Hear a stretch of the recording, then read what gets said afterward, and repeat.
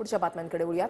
खासदार सुप्रिया सुळे आणि सुनेत्रा पवार आज बारामती दौऱ्यावर आहेत। सुप्रिया सुळे बारामती मतदारसंघातील गावांना भेटी देणार आहेत। सुनेत्रा पवार बारामतीमध्ये विविध विकास कामांचं भूमिपूजन करणार आहेत। आगामी लोकसभा निवडणुकीच्या पार्श्वभूमीवर बारामतीमध्ये रणधुमाळीला आता सुरुवात झाल्याचं पाहायला मिळतंय।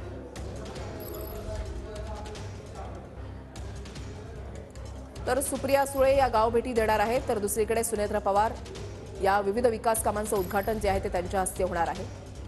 बारामतीमध्ये सुप्रिया सुळे आणि सुनेत्रा पवार यांच्यामध्ये लढत ही अटळ आहे असं बोललं जात आहे। सुप्रिया सुळे आणि सुनेत्रा पवार यांनी बारामतीमध्ये अगोदरच प्रचाराला सुरुवात केलेली आहे।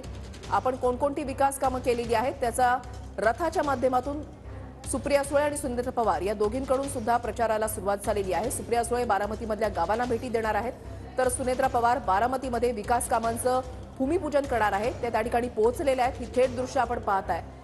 सुनेत्रा पवार या आता चांगल्याच बारामतीमध्ये ऍक्टिव्ह झाल्याचं आपण पाहतोय। विविध विकास कामांसाठी आणि विविध कार्यक्रमांसाठी त्यांची उपस्थिती लक्ष वेधून घेते।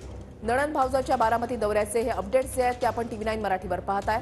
सुप्रिया सुळे बारामतीमधल्या गावांना भेटी देणार आहेत। आजचा त्यांचा दौरा आहे, तर दुसरीकडे सुनेत्रा पवार या बारामतीमध्ये विकास कामांचं भूमिपूजन करणार आहेत। दीपक कापरे आमचे प्रतिनिधी आमच्या सोबत आहेत, अधिक माहिती जाणून घेणार आहोत। दीपक, सध्याचे अपडेट्स।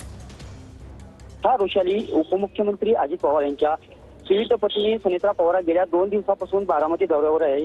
आज दुसऱ्या दिवशी विविध विकास कामांचे उद्घाटन व भूमिपूजन समारंभ होणार आहेत। काल सुनेत्रा पवार यांनी विश्वकर्मा जयंतीला देखील उपस्थिती लावली होती। असं पाहता एकंदरीत आगामी पार्श्वभूमीवर सुनेत्रा पवार बारामतीत सक्रिय झाल्याचं पाहायला मिळत आहे।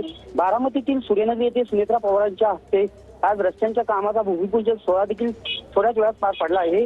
आगामी लोकसभा निवडणुकीच्या पार्श्वभूमीवर सुनेत्रा पवार मोठ्या प्रमाणात कार्यक्रमांना उपस्थिती लावत असल्याने सुप्रिया सुळे विरुद्ध सुनेत्रा पवार अशी बारामतीची लोकसभा निवडणूक अशा मानण्यात आहे। नक्कीच धन्यवाद दीपक, दिलेल्या सविस्तर माहितीसाठी। अपडेट सातत्यानं तुमच्याकडून जाणून घेणार आहोत।